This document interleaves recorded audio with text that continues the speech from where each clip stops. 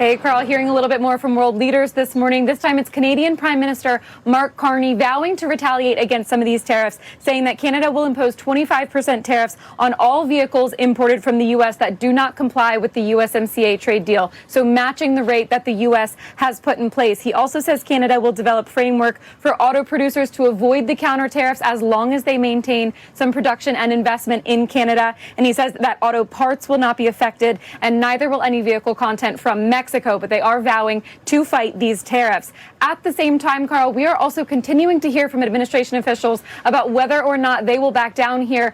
Commerce Secretary Howard Lutnick was just asked on CNN that because of this retaliation, at what point will the administration be willing to pull back on tariffs? And Lutnick replied, quote, "I don't think there's any chance Trump is going to back off his tariffs. This is the reordering of global trade." He also went on to say, "Let Donald Trump run the economy. You've got to trust Donald Trump." So this goes back, guys, to what we were talking about last hour. It could be posturing, but as of this point, every signal that we're getting from the administration is that they don't care about retaliation. They also don't care about cutting deals right now. They want these tariffs to stand on their own. Guys?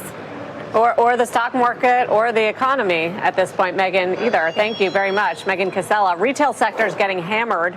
Companies grappling with how to mitigate President Trump's tariffs. Names like Nike, Target, Best Buy, Gap.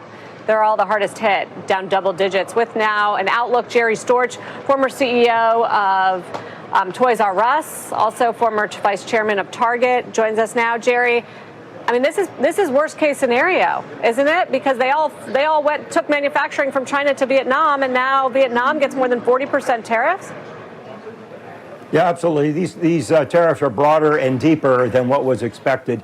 When we talked about the first round of Trump tariffs, if you go back in the time machine, remember those discussions, Sarah? I said, look, it'd be absolutely management malpractice not to diversify sourcing away from China.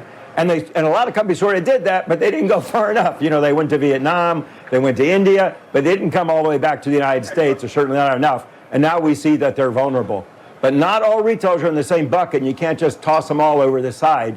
So companies that rely heavily on commodities or consumables, many of which come from the U.S., and that have low cost structures like a Walmart or a Costco, they're not going to have any problem with this at all. And if you look at it, some of them have stocks that are actually up today. Costco's up, Walmart's barely down, TJX is up, Kroger is up. So that's going to be just fine. In fact, they may even do better.